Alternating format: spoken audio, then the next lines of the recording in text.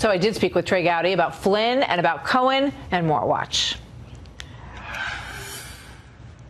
Security advisor to the president. It has now been revealed by him that when he was interviewed by the FBI, who wanted to know whether or not he was involved in any sort of collusion during the campaign or the transition with Russian officials to influence the U.S. elections, he says that Andrew McCabe advised him that he did not need an attorney present during that interview. And as we know, what he is going to be sentenced for is lying to the FBI in that meeting. What do you make of that? A stunning departure from the way they handled another investigation called mid-year examination. With Secretary Clinton, they had multiple lawyers who were also fact witnesses in the room. There are allegations that they supplied the questions to witnesses ahead of time. And there's the clear insinuation that certain witnesses did misrepresent material facts to the investigators, but no one was charged with making a false statement. If you look at the Russia investigation, Flynn, Papadopoulos, Cohen, I mean, I'm not minimizing lying to the FBI. I mean, I prosecuted people for it too. But if that's all you have, it's serious, but it suggests that there's no other larger crime. No one in the Clinton investigation was prosecuted for making false statements, and I just named 3. For him to be told you don't need a lawyer present, and for them to allow her to have fact witnesses who were lawyers present is a stunning dichotomy that does not reflect well on the Department of Justice. Michael Cohen sentenced to 3 years. What do you make of that? It's about right. It was the low end of the guidelines. He provided information, but the Southern District did not view him as a cooperator. But again, Martha, it's the same fact pattern. Michael Cohen, the folks who thought he was a liar the day before he pled guilty, and then they think he's the most important witness in the world the day after he pleads guilty. I can just tell you a jury's not going to believe someone like Michael Cohen. So if your case hinges upon the credibility of Michael Cohen, good luck. So it sounds like when you look at these sentencing memos that came out on Friday and the new information that we have today with regard to Michael Flynn and Michael Cohen, what's your overall impression of the Mueller investigation and how it's going for Robert Mueller? Well, I go back to what we asked him to do, which is find out what Russia did. And until he writes that report, that definitive report, unfortunately for him, no one is interested in that part of his report except maybe a handful of us. They're all on this breathless indictment watch. I mean, it is stunning that people are reading under black redacted lines, hoping that there is something that implicates the President of the United States. So they've lost interest in what Russia did. That was what he was asked to do. And then the throwaway line was, oh, by the way, if there's criminality, we want to know about that too. I'm really interested in what Russia did in 2016. I'm also interested in the criminality, but what I've seen so far are false statements, bank fraud, and Comey admitted last Friday, collusion's not a crime, no matter how badly CNN and the Democrats want it to be. Collusion's not a crime. You heard from James Comey last week, and then he will be back on December 17th. When he came out, he was very upset that that was not an open forum. And when he came out and talked to reporters, he said that. He said there's no reason why this shouldn't have been an open forum. He also said that the suggestion that there was FISA abuse in the initial stages of the investigation into the Trump campaign and any connection to Russia was ridiculous, absurd, I think is the word that he used. You know, Martha, I was disappointed in what he didn't remember, but I was much more disappointed in what he never knew. The head of the FBI has the campaign of a presidential candidate under investigation. He never read the initiation document, didn't know that Peter Strzok had signed it. Still to this day doesn't know that it makes reference to the Trump campaign. He just thinks it's 4 individuals, doesn't know who Christopher Steele is, doesn't know much about Bruce Orr, knows nothing about efforts to either corroborate or contradict the dossier. doesn't agree that there's a duty to produce exculpatory information. I asked him, when did you learn that the DNC was funding the Oppo research into Trump? Oh, I don't know. As if it doesn't matter. Well, if you know and you're not telling a judge, don't you think it's relevant? Hey, my political enemies are responsible for everything I'm giving you, or a third of what I'm giving you. A judge wants to know that. So Comey is one of the best I've ever seen at always being right in his mind. And it doesn't matter if he's a universe of one. When you write a book about ethics and morality, that in and of itself is a fairly high opinion of yourself thing to do. Comey just thinks he's always right, and it doesn't matter if Horowitz thinks he's wrong, and it doesn't matter if everyone else concludes he did wrong. He knows better. So that's what it's like to interview an amnesiac with incredible hubris. Do you believe that he functioned as a political FBI director? I think Jim Comey was primarily motivated by a desire to protect the brand of Jim Comey. I defended him a lot in 2016, even when it was lonely to do so. I would still defend him today if I thought he was making right decisions. But he's been so overtly partisan since he left. Not just president, but he wants people to vote Democrat. He wants a Democrat House. He's just become a political flunky. And it's the same guy in this very room that you or I in right now said the FBI doesn't give a hoot about politics. And yet Peter Strzok and Lisa Page and Baker and McCabe, that's who was running these two major investigations. And he wants us to believe they don't care about politics. Go read the text for yourself. Go read Comey's Twitter feed and see whether or not he cares about politics. What do you think about President Trump? You met him for the first time. Yes, ma'am. This week. Yesterday. Yes, ma'am. Number one, appreciate him letting me come. I wanted to advocate for John Ratcliffe for AG, and he'd already made the AG pick, but he was kind enough to let me come anyway. Wide-ranging conversation from life and Kavanaugh. The opinion just came out yesterday. Not the opinion, but the denial of cert. Golf. What did he say about that? Well, he asked my opinion, which he did that a lot. He said, what do you think about it? And my sense is that Roberts and Kavanaugh did not think those were the right facts to have another hearing on an abortion-related case. And then we morphed into my time as a prosecutor. I actually had a victim become pregnant as a result of a rape. So we talked about exceptions and whether or not I believe in them. We talked about Chief of Staff. We talked about AG. He got Lindsay on the phone at one point so we could talk about it. Was a fascinating. Does he have a Chief of Staff in mind that he seemed to be leaning towards? If he did, he didn't share it with me. As you leave this position and we see the new Congress coming in, a majority of Democrats on the House side, what do you expect they will pursue in terms of oversight given the landscape right now? Everything that their base wants them to pursue, everything that is calculated to disrupt the last 2 years of the Trump, of this tenure in office. And they may be smart enough not to pursue impeachment, although some of them are not. 60 of them have already said he should be impeached, and Mueller hadn't issued a single finding yet. So it will be very, very difficult for this administration, and they're going to have to decide how they're going to handle subpoenas and requests for information. It will be bitterly ironic for me to listen to Democrats clamor for the administration to be responsive when they didn't say a word for the 6 years we were trying to get information from the Obama administration.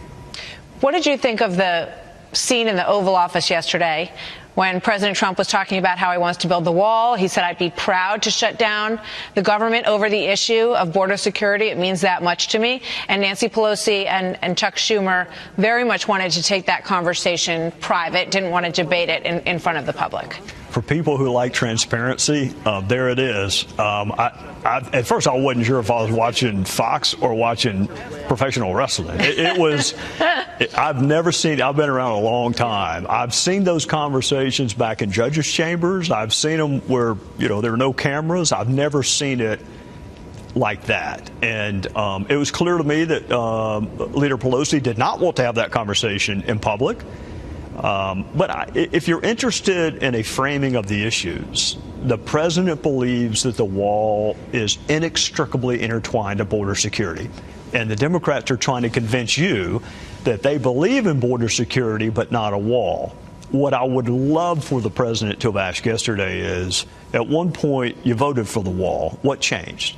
Why was it a good idea 5 years ago, but now it is xenophobic and racist and not reflective of our values? What, other than the fact that I championed the idea, what has changed? Do you think it was a political mistake for him to say that I'll own that shutdown? That, if that's what you want, I'm happy to own it. I think there's a pretty good chance they were going to call it the Trump shutdown no matter what he said. Now, Republicans also need to come up with a response that you haven't spent the money we've given you already. That's a pretty good counter talking point. Right. We gave you 1.6. What have you done with that? So it's good. I don't think there's going to be a shutdown. I didn't think there was going to be one. I'm not sure right now. One of the things that you'll be remembered for are some pretty testy exchanges that you had with people in this room that were sitting in. One of them was with Peter Strzok. The "we'll stop it," you were speaking on behalf of the American people. Is that correct? I don't recall writing that text. Are you denying writing the text? What I can tell you is that text in no way suggested that I or the FBI would take any action to influence the candidacy of Agent Strzok, that is a fantastic answer to a question nobody asked. If you want to represent what you said accurately, I'm happy to answer that question, but I don't appreciate what was originally said being changed. I don't give a damn what you appreciate, Agent Strzok. I don't appreciate having an FBI agent with an unprecedented level of animus working on 2 major investigations during 2016. It didn't seem like you liked him too much. You are a keen observer of human nature. There was a young lady sitting in front of my wife and I in church Sunday, whose father is Jim Lanneman, who was an FBI agent that I worked with for a number of years. When I think of the FBI, I think of people like Jim Lanneman and Steve Morley and Rod Kicklighter and Marshall Robichaux, who never, ever would have said or done the things that Peter Strzok said and did. So he is not reflective of the FBI that I worked with, and he is not reflective of the FBI that you and I deserve. My only real regret is that I wasn't tougher on him.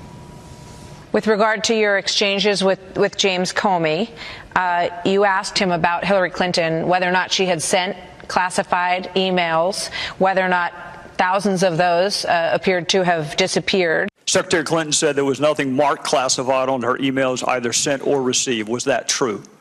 That's not true. Secretary Clinton said all work-related emails were returned to the State Department. Was that true? No, we found work-related emails, thousands, that were not returned. Secretary Clinton said her lawyers read every one of the emails and were overly inclusive. Did her lawyers read the email content individually? No. Well, in the interest of time, and because I have a plane to catch tomorrow afternoon, I'm not going to go through any more of the false statements. You felt that he didn't do a thorough investigation of that, and you tried to get him to admit that in this room. I want to be fair. It is always easy to look back and see what an investigator should have done. I am and will always be troubled by the fact that he was drafting an exoneration memo before 24 witnesses had been interviewed, including her.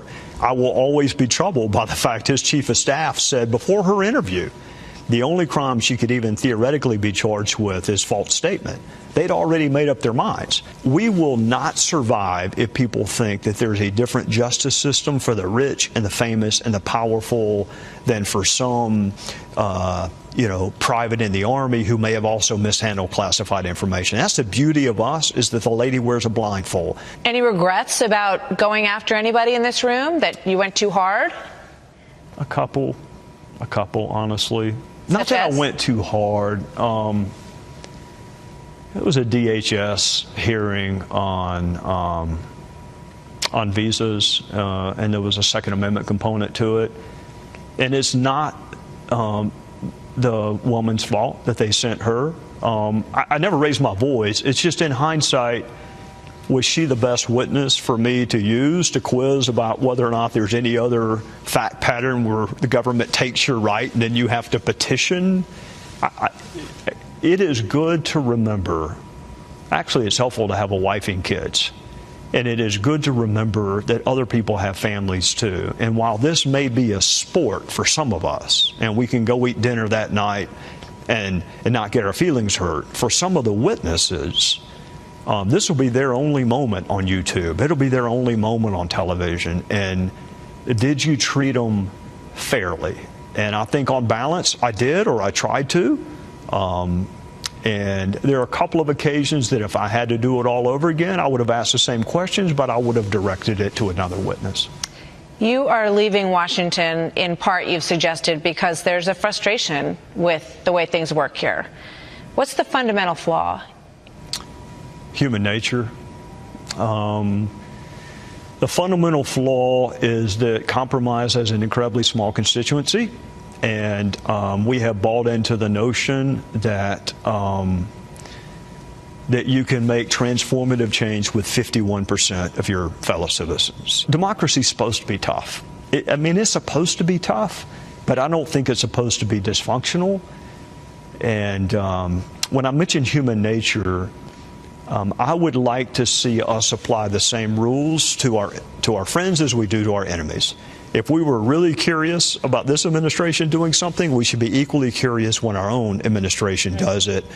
And when winning becomes the ultimate objective, then you become relativist, and I don't want to spend the rest of my life doing that. What was the message of the midterms? Oh, boy. Unmet expectations. Careful how you frame issues, that rhetoric matters. I think if you were to lay out the policy positions of Republicans, I think you would find maybe half and slightly more than half would say, okay, we're with you. When you factor in how we come across sometimes, I think particularly among female voters, they say, I don't care how good your ideas are, you don't seem like a very good person.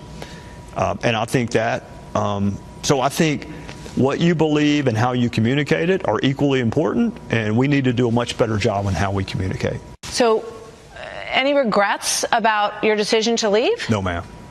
No. What's next for you?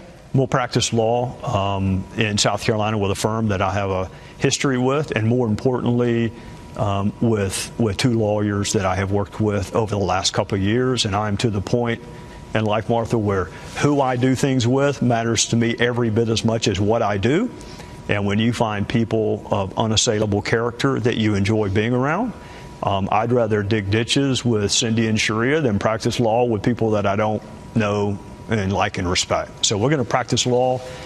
I'm going to shock the world and write another book with Tim Scott. So about? Hopefully about him. He's a lot more interesting than I am. But I think Tim wants me to write a book about how to ask questions, how to elicit the truth with asking questions, and I want him to write a book about his life and how his upbringing influences his political orthodoxy. We'll teach a class together. Timmy and I taught a class at Clemson. Poor students. He's great. He's the nicest teacher in the world, and I'm not. Well, I like the Socratic method, and I mean, these are freshmen in college. They don't know what the Socratic method is, and so I got to dial it back a little bit. But just be a better husband, better father. You know, both of our kids are at home now, and they're going to be starting their careers. I think our daughter's going to go to law school. God save us all if that happens. My son finished law school, but he's going to go into real estate. So just be a better husband, better father. I got, a third of life? You said once that a federal judgeship checked all of your boxes. Yes, ma'am. Is that still true? It did. And Lindsay and Tim laid it right in front of me. They said, we have 2 openings. Do you want it? And the person who knows me the best in life, who also doesn't follow politics, is my wife. And she said, you will be lonely. You like being around people. You like being an advocate. And I said, thanks, but no thanks. And then Lindsay called back and said, you got to be kidding. This is what you always wanted. It's right here. And then Don McGahn called, and the president's former lawyer, are you sure? And I said, not only am I sure, I'm at peace. And they filled it. The Lord has a sense of humor. They filled it with a guy that's been a friend of mine for 25 years that will be a fantastic judge, and it worked out great for both of us. Ever run for office again? Never. I will get back in politics if Tim Scott runs for president. And he says, look, I need you to go to Iowa or New Hampshire and knock on doors, which he probably won't because I'd hurt him. But to support, if John Ratcliffe ran for governor of Texas and said, come help me, I would, but you'll never see me on the ballot again. Well, Trey Gowdy, thank you very much. Yes, we've enjoyed having you on the show and covering these stories with you, and we wish you the very best. Thank you, and I appreciate the professionalism and fairness with which you've always treated me. Thank you very much. Yes, ma'am.